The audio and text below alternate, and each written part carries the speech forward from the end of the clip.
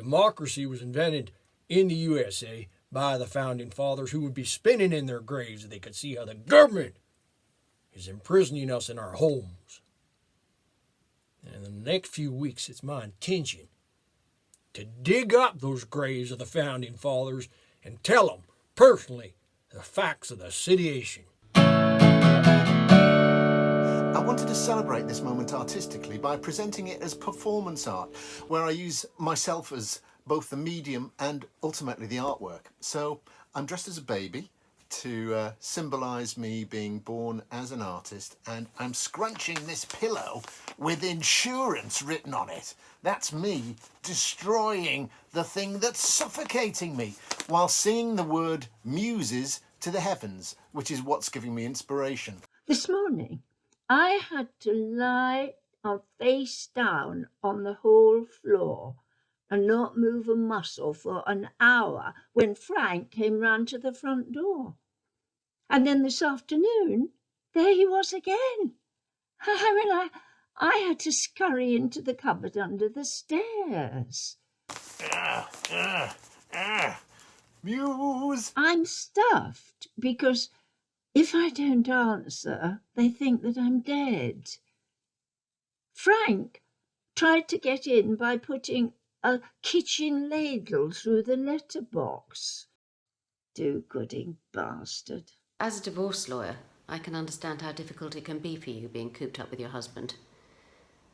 I've had my husband here for 10 weeks, and I've often fantasised about strangling him, cutting his body into sections and then burying him along different areas of the South Downs, then hosing down the car afterwards to remove any incriminating mud. Round 4 is a picture round. You have to identify these 12 football grounds. I'll give you 5 minutes and...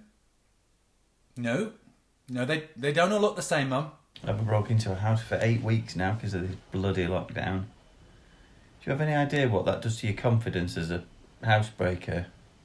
They are completely different. No, there's visual clues. If you just look, you look closely. No, this is a proper quiz. It's not like the ones you and Dad did. Fiasco they were. Absolute abomination. Doubt starts to creep in. Can I do it again? Will I be as good? Psychologically very damaging. It's not like riding a bike. You got to be doing it consistently, to stay sharp like an athlete. Yeah, go on, break into a house tomorrow, why don't you? Well, it's not that easy. You need technical skill, finely tuned muscle memory. The clues were there. Yes, no, they were. No, Blackburn Rovers playing a completely different shade of blue to Leicester.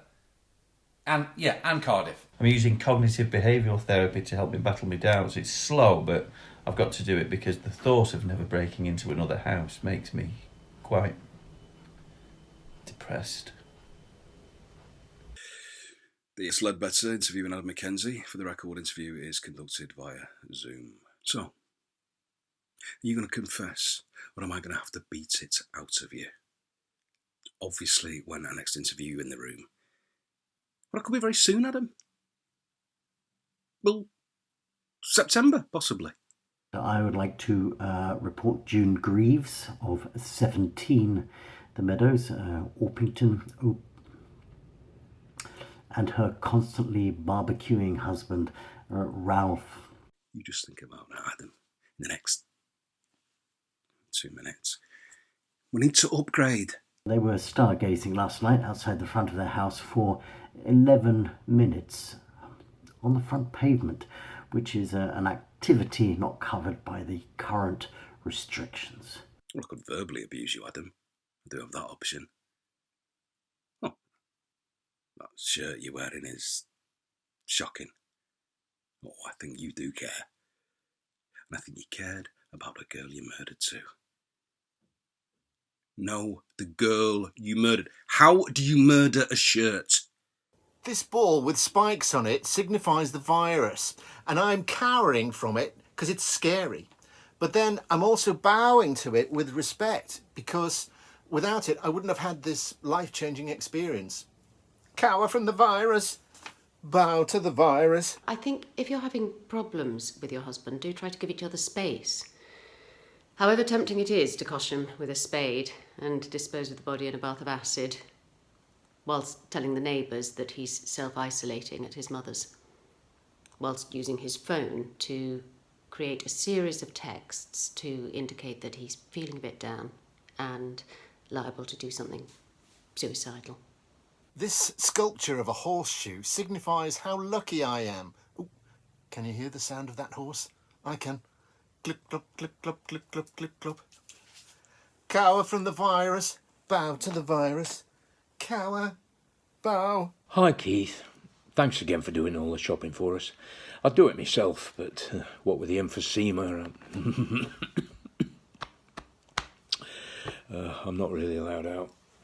Really appreciate it.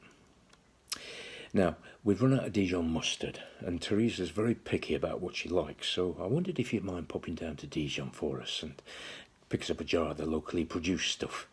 It's only about 6 hours southeast from Paris by car, near the Swiss border. Just the one jar will do. I hope these pottery sessions are helping you with lockdown. Sometimes it's difficult to know whether to make a pot or a vase, isn't it? Well, why not do both? It's the same if you're bisexual. Oh, and we were thinking, if you're down in Dijon, there's a little place just over the Pyrenees in northern Spain, a little town in the Basque country that's renowned for its wonderful wood pigeon. Geordie's the owner's name. I wondered if you mind picking up a couple of dozen of those for us. It can be boring to do pots all the time, and it can be boring to do vases all the time, so don't feel guilty about mixing it up. Lots of different types of pots too can be super exciting, and also vases of all nationalities. The thing is about Geordie's place is that all the produce is fresh. I mean, you go out and shoot the birds yourself. But don't worry, I'll text you Geordie's number and he'll supply you with a gun and ammunition. Why don't you just stick to pots or stick to vases, you hear people asking, and then they can get quite angry about it. They see it as a lack of commitment. Well, I'm sorry. I'm equally committed to both, and I'm not going to stop now. So, enjoy your trip, Keith. And, you know the swing seat that you constructed for us? Well, it's definitely in the wrong part of the garden. It's too heavy for me to move, so perhaps you could dismantle it and reassemble it where it will get the sun. Which is, frankly, where you should have put it up in the first place. And often I've made a pot and a vase at the same time. And you haven't lived until you've tried that. This picture of some roots with insurance written on it is to remind me of my roots in insurance. Roots, roots. Clip, clop, clip, clop, clip, clop, clip, clop. Cower from the virus. Bow to the virus. Cower from the virus. Bow to the virus. Muse. So, on to the next round. No, it's not more sport, Mum. It's actually a bit of a fun round. It's on us, the Whittaker family. Yes, I know, good idea, yeah? So, question 1. Who, in 1992, stole money from Mum's purse to buy a bottle of Thunderbird pear wine and some condoms so he could have a go on Fiona Carpenter in the back of her dad's Vauxhall Chevette? All right, it's a bit of fun, Simon. It's only a laugh. All right, it's a bit of fun. Calm down. Divorce is a long, drawn-out process, so it's important to resist quick solutions when one's marriage fails. Like going for a walk on Beachy Head and accidentally on purpose pushing him over the edge when there's no witnesses around, whilst carrying half an onion in your pocket, so that when the police interview you, your tears look real. Question 2. Who am I? I was born in Dusseldorf to an RAF couple stationed in Germany. I was adopted at the age of 2 by Mum and Dad, who have never told me about my real birth parents. Who am I? Well, of course it's you, Ingrid. I mean, you've got a German name. Well, you had to find out sometime. Don't cry. I'm just having... Look, this quiz was your idea, Mum. Bring the whole family together, you said. Oh, God. Why is everyone so sensitive?